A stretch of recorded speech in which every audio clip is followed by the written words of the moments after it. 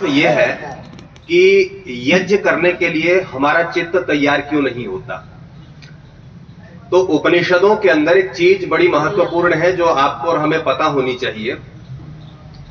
पंचकोश की व्यवस्था दी है। पंचकोश की व्यवस्था में सबसे पहला कोश है जिसको हम अन्नमय कोश कहते हैं, दूसरा कोश है प्राणमय कोश और तीसरा कोश है मनोमय कोश। इन तीन कोश को समझ लेते हैं। हमारी चेतना जब पृथ्वी के प्रति या पृथ्वी के पदार्थों के प्रति अत्यंत आग्रही रहती है तो हमारा वो कोश अन्नमय कोश होता है। 5 वर्ष का बच्चा जो वस्तुओं को चाहता है, इसका मतलब उसकी चेतना अन्नमय कोश में है। अन्नमय कोश से बच्चे को आगे बढ़ाने के लिए आचार्य गुरुकुल में भेजते थे ताकि वो प्राणमय कोश को सीख जाए। प्राणमय कोश को सीखने का लाभ ये होता था कि जो व्यक्ति प्राण विद्या को सीख जाता था वो इच्छा मृत्यु को प्राप्त कर लेता था। भीष्म पितामह एकमात्र ऐसे हमें इतिहास में उदाहरण मिलते, दूसरे स्वामी दयानंद सरस्वती, कि मैं जब चाहे अपने प्राणों को छोड़ करके इस चोले को त्याग सकता हूं। तो ये विद्या प्राणमय कोश से आती है। तीसरी विद्या है जिसको हम मनोमय कोश कहते हैं। वर्तमान साइकोलॉजी या मनोविज्ञान केवल यही तक है, इससे आगे वो नहीं गया है।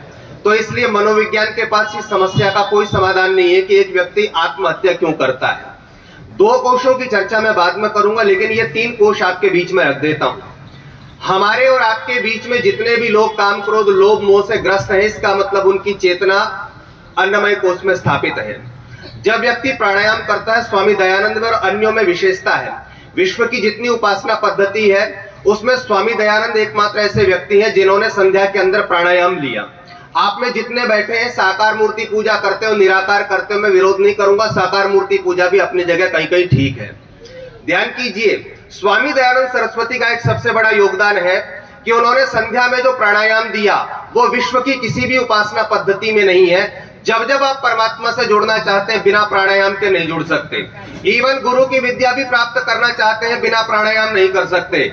इसलिए जितने लोग भी स्कूल में पढ़ रहे हैं, एनसीईआरटी सीबीएसई में, आदरणीय अमित जी और अरविंद जी बैठे हैं, इन्हें पता भी है कि लगभग इस समय जो लोग यूपीएससी क्वालिफाई कर रहे हैं उसमें से 15% बच्चे हर वर्ष आत्महत्या कर रहे हैं। इसका मतलब विद्या प्राप्त करना आसान है, लेकिन प्राप्ति के ज्ञान को संभाल करके रखना बहुत सरल है। इसलिए प्राणायाम के बिना कोई भी पति पत्नी अपने संबंध को स्थिर नहीं रख सकता, पिता पुत्र का संबंध स्थिर नहीं रह सकता। इवन संसार की कोई भी विद्या बिना प्राणायाम के मेरे या आपके भीतर स्थापित नहीं हो सकती। तीसरा आ जाइए मनोमय कोश। ये सारा उपनिषदों में स्थापित है, आपको और हमें पढ़ना चाहिए। मनोमय कोश के अंदर ध्यान करना, विवाह संस्कार में आदरणीय आचार्य जी बैठे हुए हैं। एक जगह आता है जया होम के मंत्र। मैं ये कहता हूं जब संस्कार करवाता हूं, मैंने कहा ध्यान करना, जितने भी सरकारी नौकरी के एग्जाम निकलते हैं उसमें साइकोलॉजी के क्वेश्चन पूछे जाते हैं, और इसलिए पूछे जाते हैं कि सरकार भी चाहती है कि उनके पास जो अभ्यर्थी आए वो मनोवैज्ञानिक रूप से सशक्त होना चाहिए। तो ध्यान कीजिए, जया होम की जब आहुति दिलवाई जाती है तो पुरोहित यह कहता है कि कमजोर मन का व्यक्ति विवाह की वेदी पर न चढ़े, नहीं तो 3 महीने के बाद तलाक होगा।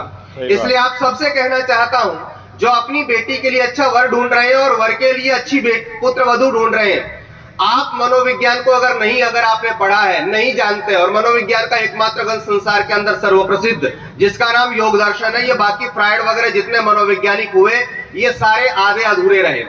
अब आइए मैं आपसे बात करना चाहता हूं यज्ञ को लेकर के कि ये जो सामने हमारे राकेश जी बैठे हैं, इस जैसा व्यक्ति यज्ञ के लिए तैयार कैसे हो गया। राकेश जी, आपको भी नहीं पता होगा, आपकी चेतना अन्नमय कोश से गई है प्राणमय कोश में, और प्राणमय कोश से आपकी चेतना गई है मनोमय कोश में।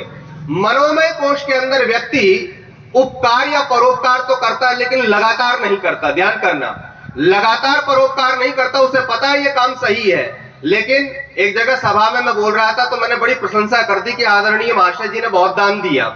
तो महाशय जी मेरे को वही टोक करके कहने लगे जी कि हमारा ओवरफ्लो रहता है इसलिए मैंने ये दान कर दिया, बाकी दान देने में मेरी इच्छा नहीं है। तो ध्यान करना, इससे आगे एक कोश है जिसका नाम है विज्ञानमय कोश। विज्ञानमय कोश के अंदर जब हमारी चेतना प्रवेश करती है तो यहाँ बुद्धि तर्क वितर्क करती है, और तर्क वितर्क में यह पता चलता है कि यह परोपकार लगातार करना चाहिए या कभी कभी करना चाहिए।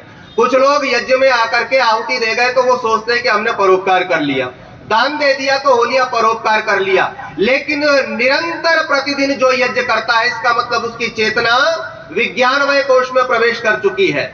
अब ध्यान करना, आदरणीय अमित जी और ये सब सज्जन जो बैठे हुए हैं, हम लोग यहाँ पर सत्र की व्यवस्था करते हैं, उसका नाम हम देते हैं अष्टांग योग। तो ध्यान करें, पहला जो मैं बता देता हूं, यम नियम आसन, यहां तक हमारी ऊर्जा अन्नमय कोश में सुस्थापित होती है।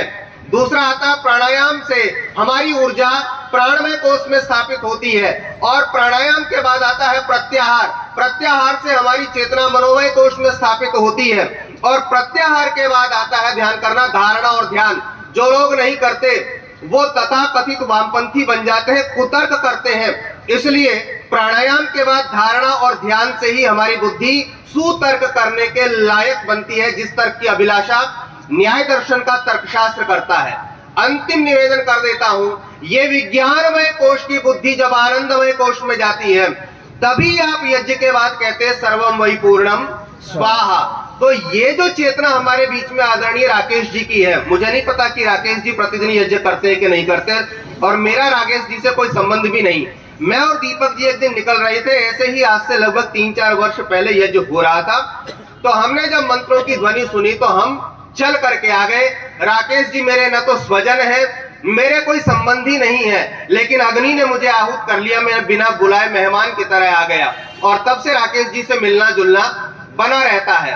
अंततः मैं राकेश जी को एक चीज का आश्वासन देना चाहता हूं इस यज्ञ के माध्यम से, कि राकेश जी अगले जन्म में जब आपको कभी जब शरीर त्याग करोगे तो आपको जो माता मिलेगी वो कौन सी माता? भद्र पुरुषों, हमारे बीच में दीपक जी बैठे हैं, कई बार इस बात को वो लोगों की जो तेरहवीं होती है उसमें कहते हैं कि आपको मम्मी चाहिए, अम्मी चाहिए या माता चाहिए। ध्यान करना, अगर आप यज्ञ आदि नहीं करोगे तो आपको हो सकता मम्मी मिल जाए जो 2.5 साल के बच्चे को स्कूल भेज देती, कोई पूजा पाठ नहीं करती, कोई योग आदि नहीं करवाती, और इससे भी निकृष्ट तक कर्म किए आपने तो आपको फिर मिलेगी अम्मी।